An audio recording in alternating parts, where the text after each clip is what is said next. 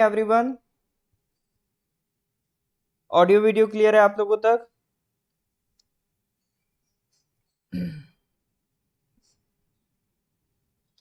हाँ जी sir. Okay okay. I think there is a problem with PPT. फिर से मुझे ओपन करना पड़ेगी।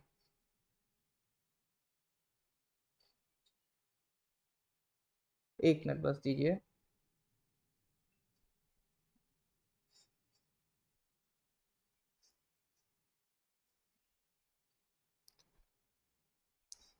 Okay sir. हाँ जी। तो सर अगस्त का करंट अफेयर्स हम पढ़ रहे थे।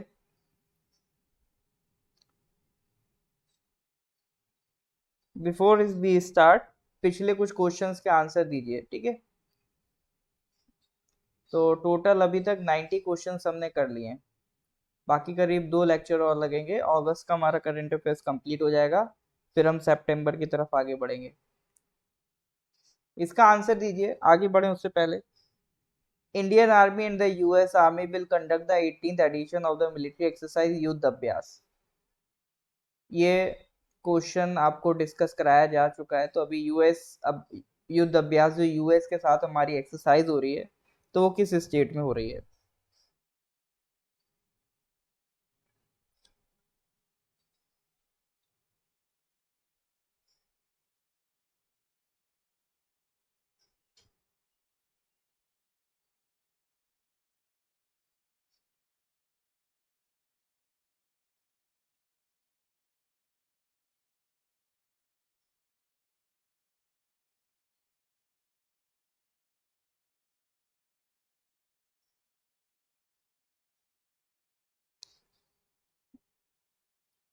उत्तराखंड।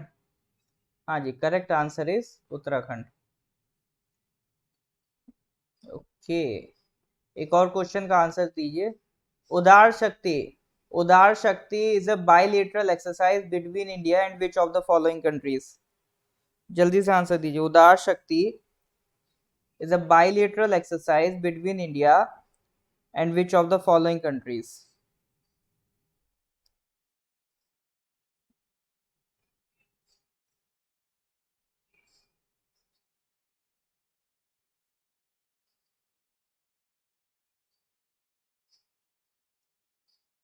जल्दी से बताइए, जल्दी से।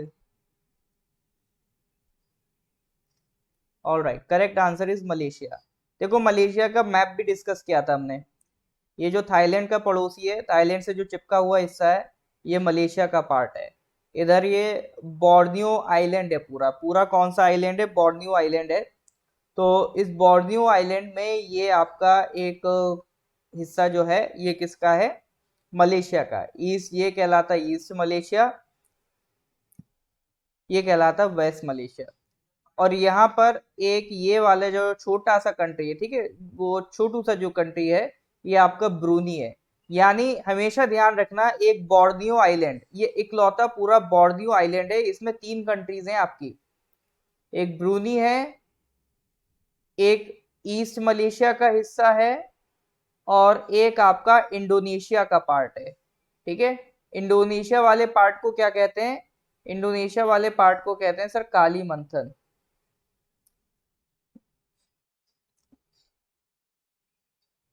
हाँ जी जोश।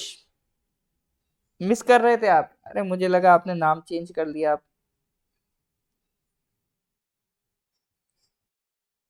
चलो जी।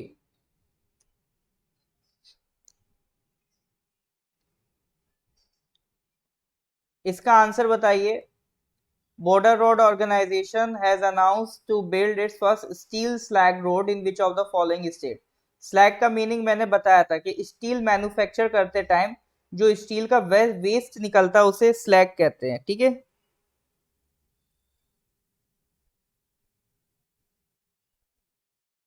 हाँ, मेजिर ने नाम बदल रखा है। ऐसा है क्या?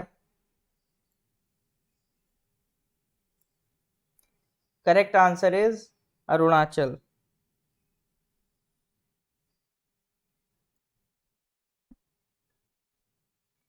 Okay sir. एक बुक के बारे में पढ़ा था, बीबी माई स्टोरी। इस पे कल बहुत तुक्केबाजी हुई थी और ज्यादातर के गलत हुए थे। इसका बताइए सर करेक्ट आंसर क्या होगा, किसकी ऑटोबायोग्राफी है बीबी माई स्टोरी?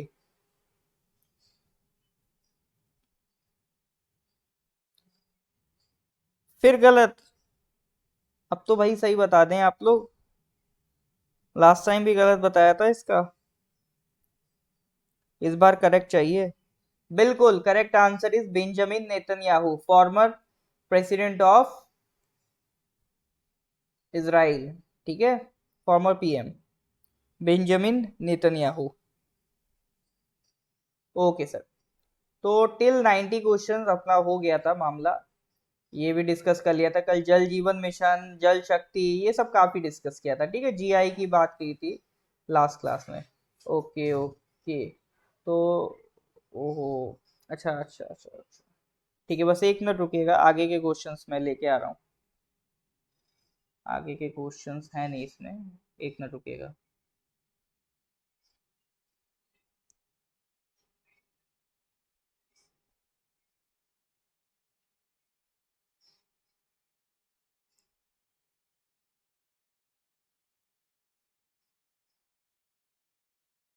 ऑल राइट,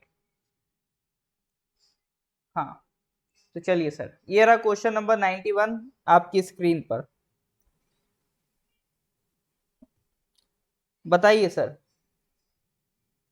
अभी रिसेंटली क्या हुआ है, इंडिया ने गरबा को नॉमिनेट करा है to the UNESCO's intangible cultural heritage list. ठीक है, देखो यूनेस्को दो तरह की हेरिटेज लिस्ट मेंटेन करता है, एक होते हैं टेंजिबल, एक होते हैं इनटेंजिबल।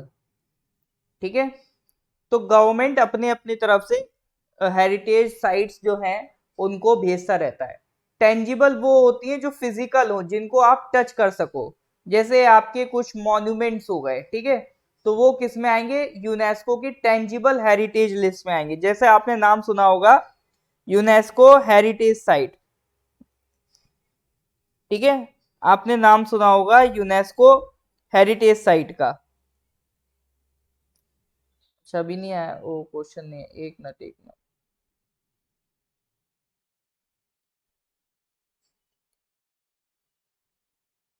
हाँ अब देखिए, अब आ रहा है, अब देखिए, अब क्वेश्चन आ रहा होगा, अब विजिबल होगा।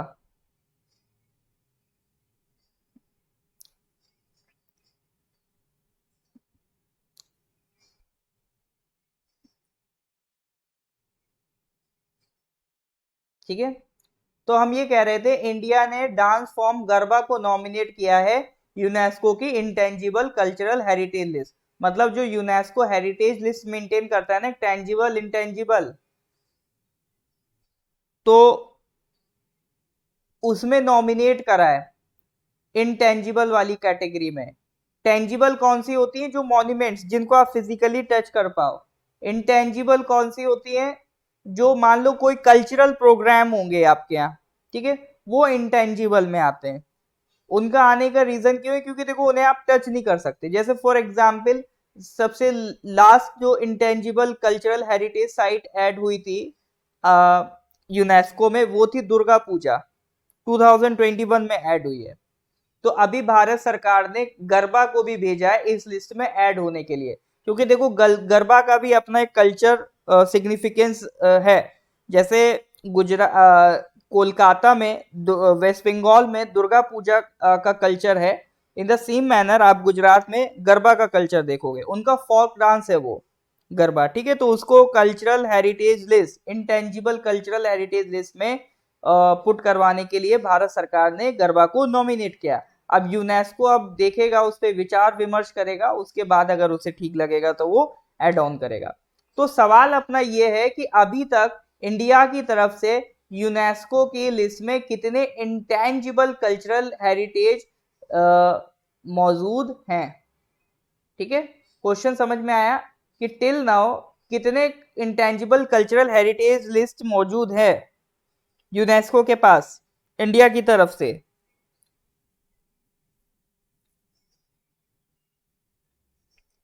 12, 14, 10 या 8? हाँ जी सर। कतई अंधा तुक्की चल रही है, बहुत वेरी आंसर आ रहे हैं, बहुत वैरायटी के। ओके, तो आपका सस्पेंस ब्रेक करते हुए करेक्ट आंसर बताते हैं। Correct answer is D. D बोले तो सर 14, ठीक है। कितने हैं सर? 14 साइट्स हैं, सॉरी साइट्स नहीं है ये, 14 प्रोग्राम्स हैं, 14 एलिमेंट्स हैं जो यूनेस्को की इंटेंजिबल हेरिटेज लिस्ट में एड ऑन है इंडिया की तरफ से। सबसे पहला जो एलिमेंट ऐड हुआ था वो था आपका 2008 में, द ट्रेडिशन ऑफ वैदिक चेंटिंग। फिर उसके बाद रामलीला की परफॉर्मेंस को ऐड किया गया था, और कुटियाट्टम, ठीक है। तो 2008 में तीन चीजें ऐड हुई थी, आप एक तो वैदिक चैंटिंग, एक रामलीला, और एक संस्कृत थिएटर है कुटियाट्टम, ये 2008 में ऐड हुए थे। फिर उसके बाद गढ़वाल हिमालयाज, ये उत्तराखंड साइड आपको देखने को मिल जाएगा, वहां पर एक रिलीजियस फेस्टिवल है रम्मन, उसे ऐड किया। फिर केरला का एक रिचुअल है मुदियेत्तू, उसे ऐड किया। फिर राजस्थान का एक फोल्क सॉन्ग है कालबेलिया, उसको ऐड किया। फिर छौ डांस, ठीक है। फिर उसके बाद बुद्धिस्ट चैंटिंग ऑफ लद्दाख, उसको ऐड किया। फिर संकीर्तन रिचुअल सिंगिंग है मणिपुर का, उसे ऐड किया। तो ऐसे भी ध्यान रख सकते हो कि अपने नॉर्थ ईस्ट वाले एरिया में जो हेरिटेज लिस्ट में है वो मणिपुर का संकीर्तन है, ठीक है। तो ऐसे भी इसको कैटेगराइज करके देखो, नॉर्थ ईस्ट से मणिपुर का संकीर्तन आपको देखने को मिलेगा। फिर पंजाब का एक traditional brass and copper craft है। फिर 2016 में आपको योगा देखने को मिलेगा, ठीक है। 2016 में ही आपका नवरोज भी ऐड कर दिया गया था, ठीक है। 2017 में आपको कुंभ मेला देखने को मिलेगा, एड ऑन किया था। और 2021 में जो लास्ट एडिशन है वो है दुर्गा पूजा का, ठीक है। तो टिल ईयर 14 एलिमेंट्स ऐड हो चुके हैं अभी तक। कितने एलिमेंट्स? 14 एलिमेंट्स। लेटेस्ट कौन सा है? दुर्गा पूजा। नॉर्थ ईस्ट से कौन सा एलिमेंट ऐड है? संकीर्तन ऐड है फ्रॉम मणिपुर। तो ये ध्यान रहेगा कि नहीं रहेगा? यस और नो? तो ये छोटी छोटी चीजें हैं, कल एकदम से एग्जाम में देखने को मिल जाएंगी, फिर लगेगा हो सर ये कहाँ से आ गई, ठीक है। तो वो कहीं से नहीं आती है, यही सब चीजें घूम फिर के जो करंट में रहती है उसी से क्वेश्चन आपको बना के दे दिए जाते हैं। तो अगर आपने ब्रॉड लेवल पे चीजें करी होंगी तो बन जाएंगे, अदरवाइज तो फिर पेपर टफ ही कहलाएगा, ठीक है जी। All right sir, next question पे आते हैं, question number 92। Vizhinjam International Transshipment Deep Water Multi-Purpose Seaport was seen in news. It is being constructed in which of the following states? तो विजिंजम नाम का एक सी पोर्ट डेवलप हो रहा है, तो वो किस स्टेट में देखने को मिलेगा?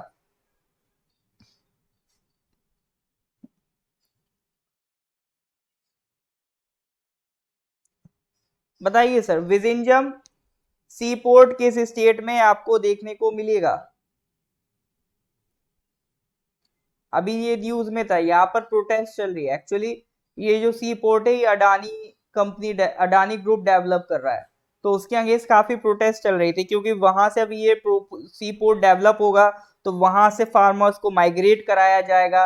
यहाँ पे इन्वायरमेंटल कंसर्न्स भी है, तो इन वजह से इसको लेकर यहाँ पे प्रोटेस्ट भी चल रहा है तगड़ा वाला, इसीलिए अभी न्यूज में भी था। हाँ जी सर, तो ये कहाँ पर है? जल्दी बताइए। बिल्कुल, तो यूनानिमसली बहुत बढ़िया बात है, सबका आंसर करेक्ट है। Correct answer is Kerala. तो विजिंजम पोर्ट आपको कहां देखने को मिलेगा? ये देखने को मिलेगा आपको केरला में, पब्लिक प्राइवेट पार्टनरशिप के तहत इसको बनाया जा रहा है, ठीक है।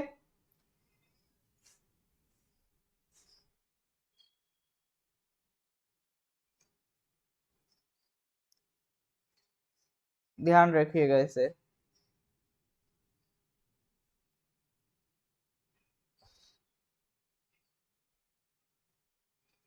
तो अडानी ग्रुप इसको डेवलप कर रहा है।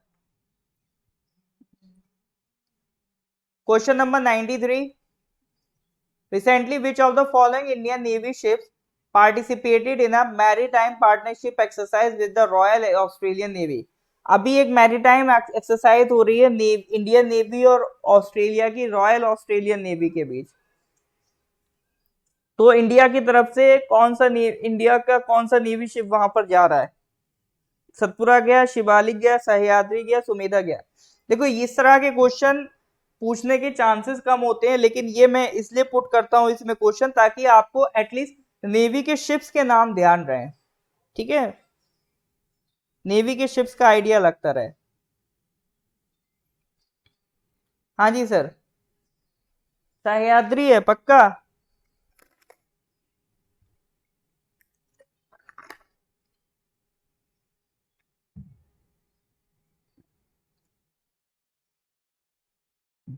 ओके, इसमें भी मस्त तुक्केबाजी चल रही है।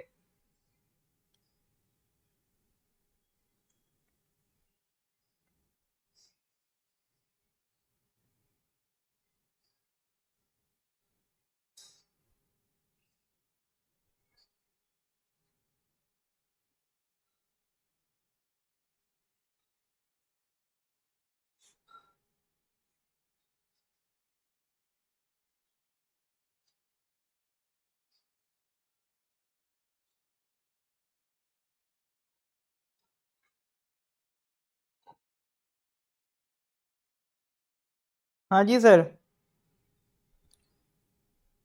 अरे सर, चार में से कोई तो होगा, इतनी सर गारंटी, चार में से कोई तो होगा। करेक्ट आंसर इज चौथा वाला, आईएनएस सुमेधा। ठीक है, आईएनएस सुमेधा। इसको एक बार पढ़ के खत्म कर देना, इसको नोट वोट नहीं करना है। हर चीज नोट करने के लिए नहीं होती है, जितना मैं बोलता हूँ उतना ही नोट करना होता है।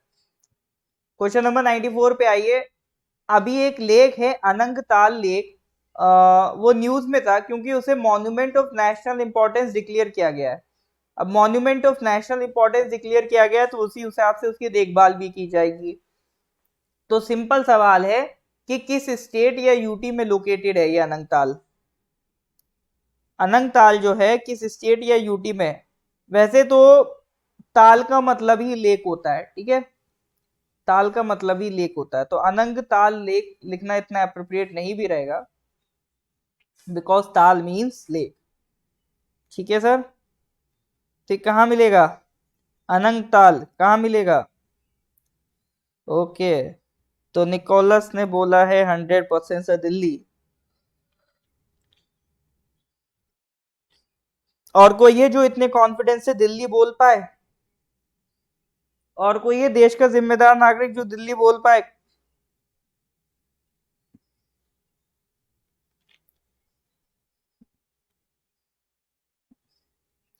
All right sir, correct answer is Delhi. तो अनंगताल लेक को जो मिनिस्ट्री ऑफ कल्चर है उसने कहा अब हम उसे रिस्टोर कराएंगे क्योंकि वो एक हिस्टोरिकल इंपॉर्टेंस रखता है। अनंगताल लेक आपका दिल्ली में महरौली नाम की जगह में मिलेगा, और वो किसने बनवाया था? तोमर किंग ने बनवाया था, जो थे आपके अनंगपाल टू। तोमर डायनेस्टी से ही आगे आप देखोगे पृथ्वीराज चौहान आपको देखने को मिलेंगे। ठीक है, जो उनके अनंगताल जो थे वो नाना थे, क्या कहते हैं, पृथ्वीराज चौहान के। ठीक है, तो ये अनंगपाल टू ने बनवाया था, तोमर किंग जो थे 1060 एडी में। ठीक है, तो दिल्ली माना जाता उन्होंने ही बसाई है आपका। एक स्ट्रॉन्ग राजस्थान कनेक्शन भी रखते थे वो, क्योंकि जो अनंगपाल थे वो नाना थे किसके? पृथ्वीराज चौहान के। पृथ्वीराज चौहान का जो किला है राय पिथौरा, वो भी आर्कियोलॉजिकल सर्वे ऑफ इंडिया की लिस्ट में है प्रोटेक्शन के लिए। ठीक है, तो हिस्टोरिक एक नेशनल इंपॉर्टेंस का मॉन्यूमेंट है ये आपका अनंतताल लेक। ठीक है, तो कहाँ मिल रहा है सर ये आपको? दिल्ली में। So coming to the next question, question number 95। Which of the following Indian institutes is part of the United Nations led project spectrographic investigation of nebular gas? Singh बताइए, spectrographic investigation of nebular gas। तो कौन सी Indian institute इस project का part है? United Nations ने एक programme चलाया है Singh, spectrographic investigation of nebular gas, तो उसमें इंडिया की तरफ से कौन सी इंस्टीट्यूट इन्वॉल्व है?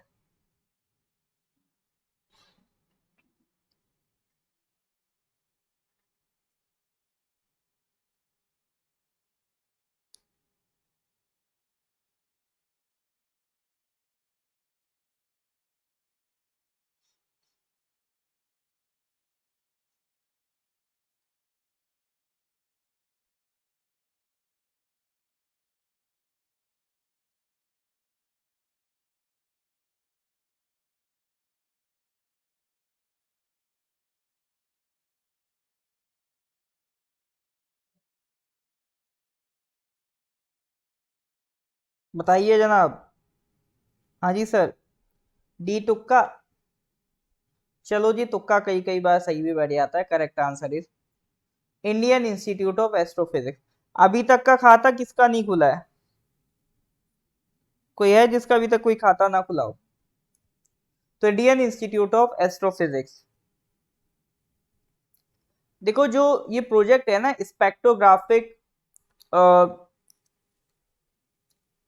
क्या था, spectrographic investigation of nebular gas, ये एक एम्बिशियस प्रोजेक्ट है जिसमें इस प्रोजेक्ट में करना क्या है, चाइनीज स्पेस स्टेशन में स्पेक्ट्रोस्कोप लगाना है। चाइनीज स्पेस स्टेशन में स्पेक्ट्रोस्कोप लगाना है। लेकिन 2020 में आपको ही पता है इंडिया चाइना के बीच कितने टेंशन बढ़ गई थी। तो उसके बाद जो एस्ट्रोफिजिसिस्ट हैं उनको थोड़ा सा डर है कि इंडिया का कंट्रीब्यूशन चाइना के मामले में लग पाएगा कि नहीं लग पाएगा। ठीक है, तो जो इंडिया की इंस्टीट्यूट है, तो 42 एप्लीकेंट्स में से 9 ग्रुप सिलेक्ट किए गए थे, उसमें से एक इंडियन इंस्टीट्यूट ऑफ एस्ट्रोफिजिक्स था, जिनको काम क्या मिला है कि स्पेक्ट्रोस्कोप लगाना है चाइना के स्पेस स्टेशन में। ठीक है, तो स्पेक्ट्रोस्कोप करेगा क्या, नेबुलर गेज की इन्वेस्टिगेशन करेगा। ठीक है, तो स्पेक्ट्रोस्कोप का काम क्या है, स्पेक्ट्रोस्कोप करता क्या है सर? देखो, स्पेक्ट्रोस्कोप एक ऐसा इंस्ट्रूमेंट है जो लाइट को स्प्लिट कर लेता है कॉन्स्टिट्यूएंट फ्रीक्वेंसीज में और वेवलेंथ्स में। एक लाइट जिसमें डिफरेंट टाइप्स ऑफ फ्रीक्वेंसीज होती है, उनको अलग अलग अलग अलग फ्रीक्वेंसीज और वेवलेंथ में ये क्या कर लेता है, स्प्लिट कर लेता है स्पेक्ट्रोस्कोप। ठीक है, तो स्पेक्ट्रोस्कोप का काम क्या है, ये काम है लाइट को डिफरेंट वेवलेंथ और फ्रीक्वेंसीज में स्प्लिट कर लेना। ठीक है जी। चलो जी, तो इतना ध्यान रखो। तो सिंग प्रोजेक्ट किसका है, Indian institute of astrophysics. Is that clear और नॉट? हाँ जी सर, यहां तक अगर चीजें क्लियर हो रही हैं तो please give me a thumbs up. Okay, ready जी का कह रहे हैं अभी तक एक भी सही जवाब नहीं मिला। तो रेडी जी, लेकिन आपने सबसे ज्यादा सीखा भी है।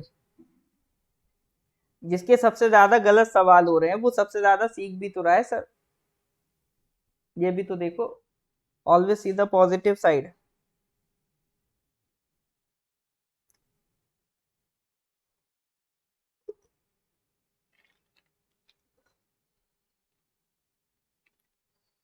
Alright sir.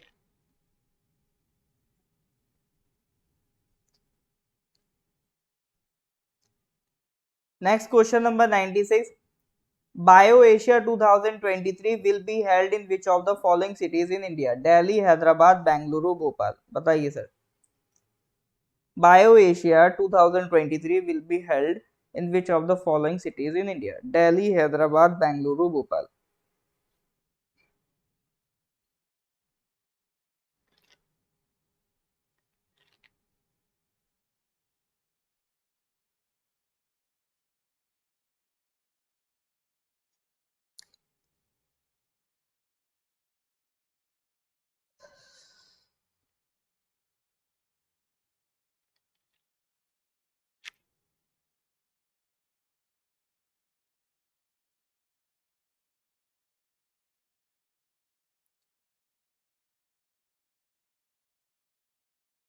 हाँ जी सर, करेक्ट आंसर क्या होगा?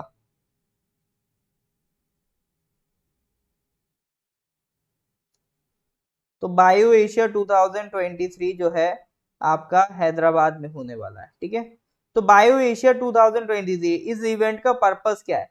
देखो, इस इवेंट का पर्पस यही है कि जो हेल्थ केयर की टेक्नोलॉजीज हैं, ठीक है, उनको बाकी सारे लोगों तक भी एक्सेसिबिलिटी होनी चाहिए। यानी एशिया लेवल तक पे ऐसा ना हो कि सिर्फ एक कंट्री के बाद एक्सेसिबिलिटी है किसी टेक्नोलॉजी की, दूसरे कंट्री के पास नहीं है। तो एक जनरल एक्सेसिबिलिटी होनी चाहिए और हेल्थ केयर में अफोर्डेबिलिटी लेके आनी। तो बस इन्हीं सब चीजों के लिए ये इवेंट करवाया गया था, बायो एशिया 2023 इवेंट। बाकी एग्जाम पॉइंट से बहुत इंपॉर्टेंट नहीं है ये सवाल। नेक्स्ट क्वेश्चन नंबर 97 पे आ जाओ। India's Anupama Ramachandran won the silver medal in the under 21 women's event at the IBSF world junior snooker championship. तो स्नूकर चैंपियनशिप में जो अनुपमा रामचंद्रन है उन्होंने सिल्वर मेडल जीता in the under 21 women's event. तो ये जो स्नूकर चैंपियनशिप हुई थी तो ये आपका किस कंट्री में हुई थी? It was held in which of the following countries, बताइए सर, जानना जरूरी है, किस कंट्री में हुई थी सर स्नूकर चैंपियनशिप?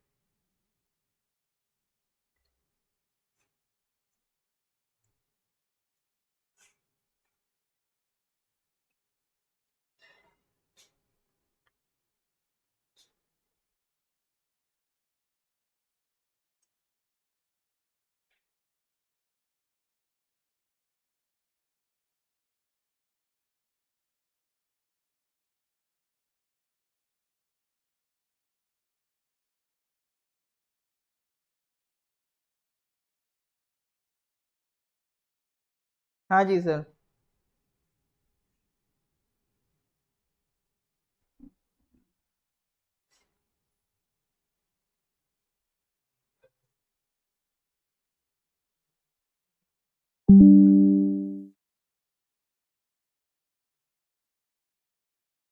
ये आंसर तो गलत नहीं होना चाहिए, ठीक है। Correct answer is Romania. इसी बात पे जल्दी से रोमानिया की कैपिटल बता दीजिए, ठीक है। इसी बात पे जल्दी से रोमानिया की कैपिटल बता दिए। तो स्नूकर चैंपियनशिप जो अनुपमा रामचंद्रन है उन्होंने जीता, उसमें सिल्वर मेडल। तो ये कहाँ पर अरेंज हुई थी? अभी आपका रोमानिया में हुई थी। जल्दी से रोमानिया का क्या बताएंगे आप? रोमानिया का कैपिटल बता दीजिए।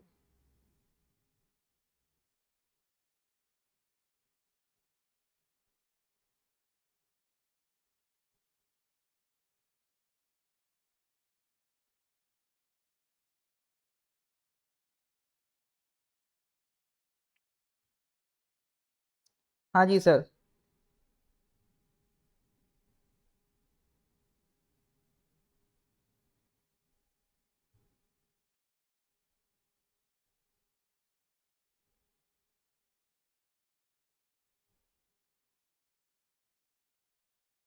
बुड्ढा पेस्ट नहीं है, यहाँ पे बुड्ढा पेस्ट नहीं करता है, ये ब्यूका रेस्ट है। यहाँ पर ब्यूका रेस्ट करता है, बुड्ढा पेस्ट नहीं करता यहाँ पे। यहाँ पे ब्यूका रेस्ट करता है, ठीक है। तो Bucharest is the capital of Romania. Question number 98, what is the name of the single brand for fertilizers and logo introduced by Ministry of Chemicals and Fertilizers under the fertilizer subsidy scheme named प्रधानमंत्री भारतीय जन उर्वरक परियोजना, ठीक है। तो एक scheme है प्रधानमंत्री भारतीय जन उर्वरक परियोजना, जिसके तहत फर्टिलाइजर सब्सिडी सरकार फार्मर्स को प्रोवाइड करती है, ठीक है। फर्टिलाइजर सब्सिडी प्रोवाइड करती है। अब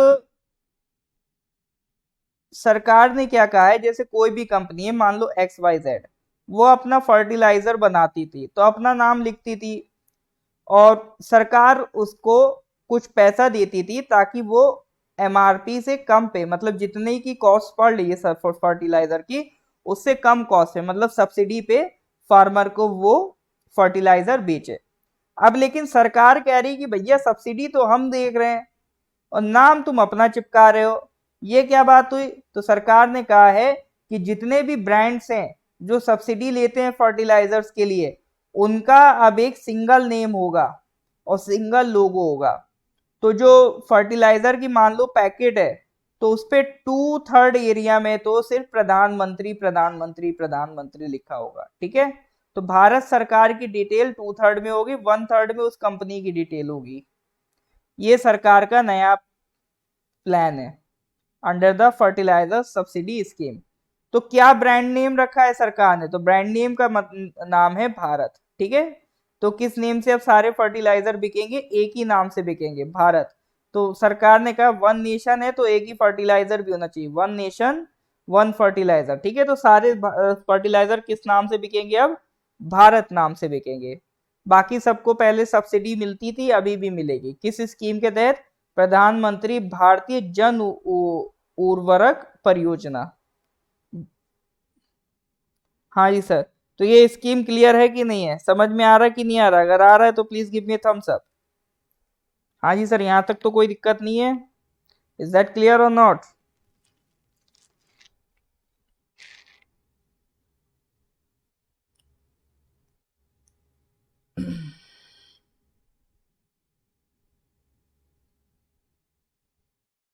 तो अगर कोई यूरिया बेच रहा है तो लिखेगा भारत यूरिया। कोई अगर डाई अमोनियम फोस्फेट डैप बेच रहा है तो लिखेगा भारत डैप। कोई बेच रहा है म्यूरिएट ऑफ पोटैश मॉप बेच रहा है तो लिखेगा भारत मॉप। ठीक है। कोई नाइट्रोजन फॉस्फोरस पोटेशियम यानी एनपीके बेच रहा है तो लिखेगा भारत एनपीके। तो सब जगह क्या चिपका देना है सर? भारत चिपका देना है। ठीक है। तो ये सरकार का प्लान है।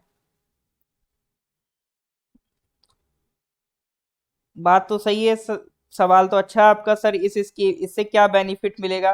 एक तो सरकार का कहना ये है बेनिफिट इससे ये होगा कि लोग अवेयर होंगे, people will be more aware कि सरकार उनके लिए कितना खर्चा कर रही है। ठीक है। तो लोग अवेयर होंगे। प्लस साथ ही साथ पहले क्या होता था, पहले ब्रांड पे डिमांड होती थी। जैसे मान लो कोई, एक जो बड़ी प्रॉब्लम ये भी थी कि नॉर्थ में कुछ गांव हैं, कुछ किसान हैं जो साउथ की एक ब्रांड थी उसको पसंद करते थे। तो वो साउथ का फर्टिलाइजर इतना ट्रैवल करके नॉर्थ आता था, और कुछ साउथ वाले नॉर्थ के फर्टिलाइजर ट्रैवल पसंद करते थे तो वो इतना ट्रैवल करके आता था। अब लेकिन यहाँ का फर्टिलाइजर हो यहाँ का हो, सबका नाम भारत पड़ गया। ठीक है। तो अब ब्रांड नेम तो खत्म हो गई। तो जब सबकी ब्रांड नेम खत्म होगी तो अब इनको जो पहले यहाँ से मंगाने में ट्रैवलिंग कॉस्ट लगती थी, क्योंकि यहाँ से यहाँ फर्टिलाइजर चल के आएगा तो उसकी ट्रैवलिंग कॉस्ट बढ़ेगी। तो अब वो ट्रैवलिंग कॉस्ट इनकी बच जाएगी। ठीक है। क्योंकि अब ये पास, जब सबका नाम ही भारत है तो ये पास वाली दुकान से ले लेंगे।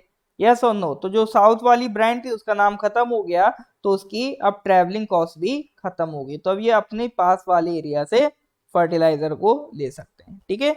तो यही कुछ फायदा है इस स्कीम का, कुछ नुकसान भी है। ठीक है जी। ताजुम जी क्लियर है?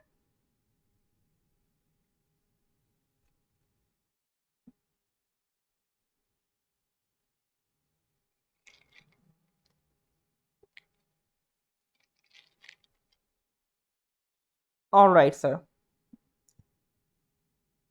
Question number 99। What is the name of the co-branded RuPay credit card launched by the Bank of Baroda Financial Solution for the Indian Army personnel in partnership with NPCI? ठीक है। बैंक ऑफ बड़ौदा ने रुपए credit card निकाला है। अब जैसे होता है क्या, जो क्रेडिट कार्ड्स होते हैं वो स्पेशलाइज होते हैं। जैसे कुछ कार्ड्स ऐसे होते हैं जो आपको ट्रैवलिंग पे डिस्काउंट देते हैं। जैसे कुछ होते हैं जिन पे लिखा होगा IRCTC, तो वो क्या होंगे, ट्रैवलिंग पे ज्यादा डिस्काउंट मिल जाएगा। कुछ होंगे जिन पे लिखा होगा Amazon, तो वो क्या होंगे, शॉपिंग पे डिस्काउंट ज्यादा दे देंगे। तो कुछ कुछ हर तरीके के स्पेशलाइज कार्ड होते हैं जो बैंक इशू करती है। तो इसी तरह से एक स्पेशलाइज कार्ड है जो इंडियन आर्मी पर्सनल के लिए बनाया बैंक ऑफ बड़ौदा ने। तो उसका नाम क्या है?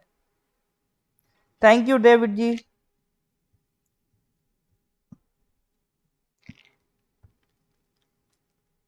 हाँ जी, तो वीर योद्धा शौर्य विक्रम, बताइए।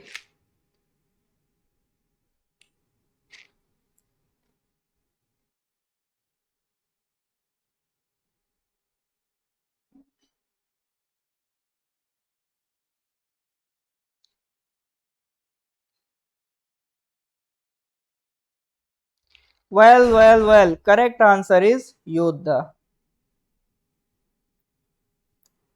ठीक है।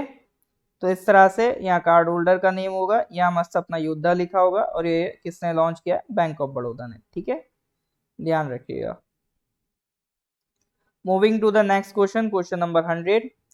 Next पोषण योजना recently seen in news is related to which of the following? काला अजहर, HIV, ट्यूबरक्लोसिस, डेंगू। देखो मैं हमेशा कहता हूं कोई भी स्कीम पढ़ो तो सबसे पहले ये ध्यान रखो इसकी टारगेट ऑडियंस क्या है। ठीक है, जैसे अभी पढ़ के आए थे प्रधानमंत्री जन उर्वरक परियोजना, ठीक है, तो वो उसकी टारगेट ऑडियंस क्या थी, फार्मर्स थे उसके टारगेट ऑडियंस, ठीक है, किसके लिए, फॉर फर्टिलाइजर सब्सिडी। इसी तरह से निक्षय पोषण योजना के टारगेट ऑडियंस क्या है, बिल्कुल ऐसे लोग जिनको ट्यूबरक्लोसिस की बीमारी है। देखो ट्यूबरक्लोसिस की जो बीमारी होती है, although it is now A curable disease, एक टाइम था जब ये इसका क्योर अवेलेबल नहीं था, बट अब इसका इलाज हमारे पास मौजूद है, जब तक ये एक्सट्रीम स्टेज पे ना चली जाए, ठीक है, ठीक है, जब तक ये नॉर्मल टीबी जैसी ये एक होती है और ड्रग रेजिस्टेंट, फिर extreme drug resistant tuberculosis HDR, इस पर जाने पे जी जानलेवा बनती है। अदरवाइज जो नॉर्मल ट्यूबरक्लोसिस की बीमारी है उसका इलाज आज हमारे पास अवेलेबल है। लेकिन ट्यूबरक्लोसिस में जो सबसे बड़ी प्रॉब्लम होती है वो होती है आपका वेट लॉस होता है। अब वेट लॉस होने की वजह से, अब जैसे जो गरीब लोग हैं जो 2 वक्त की रोटी मतलब नहीं अपना क्या कहते हैं अरेंज कर पाते हैं, तो वो लोग इस वेट लॉस से कैसे निपटेंगे भाई, जिसके पास अच्छा खासा जो अफोर्ड कर सकता है वो तो सर फ्रूट्स वेजिटेबल्स अच्छा खाना खा खा के अपना वेट वापस से रिगेन करके हेल्दी हो जाएगा। लेकिन ऐसे लोग जिनको ट्यूबरक्लोसिस हो गया और वो अच्छी डाइट अफोर्ड नहीं कर सकते, तो सर वो तो ठीक होने के बाद भी सर फिट नहीं रह जाएंगे ना, अनहेल्दी रहेंगे ना। तो ऐसा ना हो, इसी के लिए सरकार ने ऐसे लोग जिनको ट्यूबरक्लोसिस हो जाता है उनको 500 पर मंथ के लिए एक डायरेक्ट बेनिफिट ट्रांसफर करना स्टार्ट कर दिया है, ठीक है। ये यूनिवर्सल है, ऐसा नहीं है आपकी इसमें इनकम वगैरह देखे जाएंगे। जो भी लोग जिनको ट्यूबरक्लोसिस होता है उनके लिए पोर्टल बनाया निक्षय पोषण योजना पोर्टल, वो लोग वहां पर जाकर अपना रजिस्ट्रेशन कराएं और रजिस्ट्रेशन के बाद क्या कहते हैं उनके अपना अकाउंट नंबर दें और सरकार उनको खाते में कितना देगी, 500 रुपए देगी, ताकि वो अपनी न्यूट्रिशनल नीड्स को पूरा कर सके। तो डायरेक्ट बेनिफिट ट्रांसफर होगा 500 रुपए का, ठीक है जी। अब इससे देखो एक फायदा ये भी होगा कि लोगों को 500 रुपए का लालच होगा, तो भले ही वो खाएं पिए कुछ नहीं, बट फिर भी वो पोर्टल में रजिस्टर करा के डेटा तो अपना सरकार को दे रहे हैं कि नहीं दे रहे हैं, तो इससे सरकार के पास डेटा भी पहुंच जाएगा ट्यूबरक्लोसिस का, ठीक है, क्योंकि सरकार को डेटा की बहुत जरूरत होती है ताकि आगे उसी के अकॉर्डिंग वो पॉलिसीज फॉर्मुलेट कर पाए। तो ये भी सरकार को फायदा है। अब से सवाल आता है कि टीबी होती क्या है। टीबी सर एक बैक्टीरियल डिसीज है, ठीक है, बैक्टीरिया का नाम क्या है, माइकोबैक्टीरियम, ठीक है, माइकोबैक्टीरियम ध्यान रखिएगा। और बहुत पुरानी बीमारी है ये, जब से इजिप्ट एग्जिस्ट कर रहा है तब से इसकी एग्जिस्टेंस मानी जा रही है। ऑल राइट, तो सर यहां तक आते आते हमने अपने अगस्त के 100 क्वेश्चंस कंप्लीट कर लिए। अब इसके बाद कुछ और क्वेश्चन से करीब करीब मान के चलो 15 क्वेश्चंस और हैं, वो भी सर हमें कंप्लीट करने हैं, ठीक है। तो अभी बढ़ते हैं आगे क्वेश्चन नंबर 101 की तरफ। Recently, former Vice President M. Venkaiah Naidu has released a book titled A New India Selected Writings 2014 to 19. This book is related to which of the following leaders? Arun Jaitley, Sushma Swaraj, Atal Bihari Vajpayee या फिर लाल कृष्ण आडवाणी। हाँ जी सर, करेक्ट आंसर बताइए। Farmer vice president जो हैं M Venkaiah Naidu ji, उन्होंने एक book release करी है, टाइटल है a new India selected writings 2014 से 2019।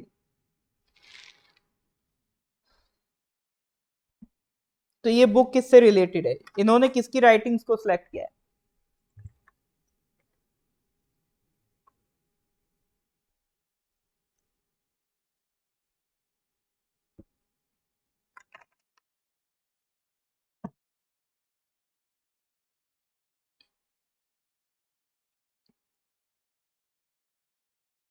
Correct answer is Arun Jaitley, ठीक है।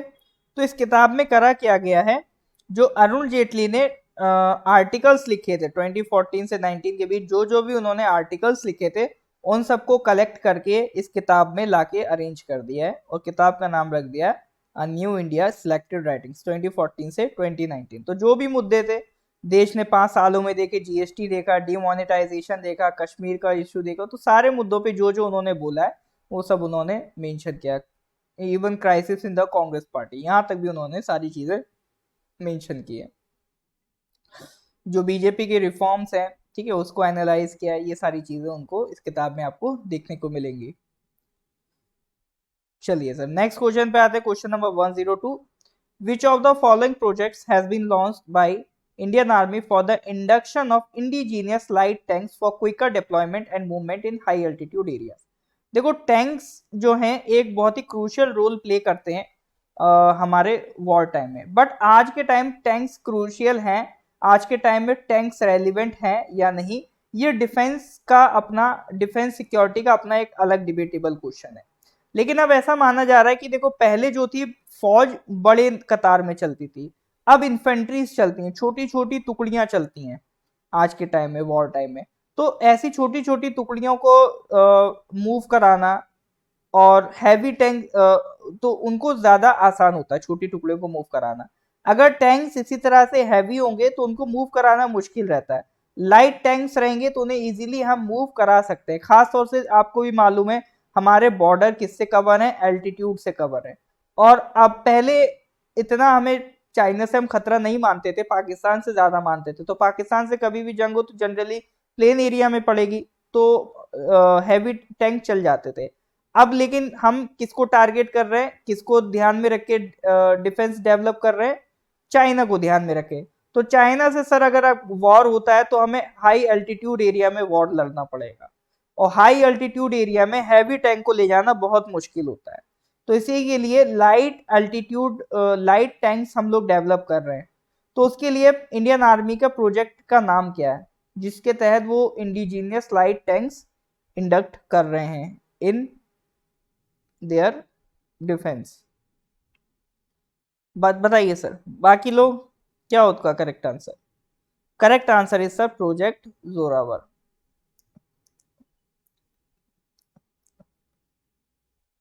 ठीक है sir, correct answer is project Zorawar. हाँ जी सर, यहां तक सब ठीक है, दैट क्लियर और नॉट?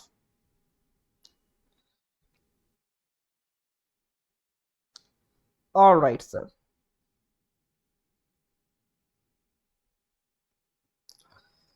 तो यहां तक आपके क्वेश्चंस कंप्लीट होते हैं। अभी इसमें कुछ और क्वेश्चंस बचे हैं, करीब 13 क्वेश्चंस और बचे हैं, उनको फिर हम लोग नेक्स्ट क्लास में कवर करेंगे। ठीक है, तो वो क्वेश्चंस आपके नेक्स्ट क्लास में कवर हो जाएंगे। फिर नेक्स्ट क्लास में हम लोग अगस्त का करंट अफेयर्स कंप्लीट कर लेंगे। ठीक है सर, फिर सितंबर स्टार्ट होगा और भी कुछ एक्स्ट्रा टॉपिक्स आपको पढ़ाए जाएंगे। तो फिर आज इतना ही रखते हैं। अगर लेक्चर अच्छा लगा हो तो इसको ज़्यादा से ज़्यादा प्लीज़ लाइक करिए और ज़्यादा से ज़्यादा शेयर करिए। ठीक है, तो मिलते हैं फिर नेक्स्ट क्लास में।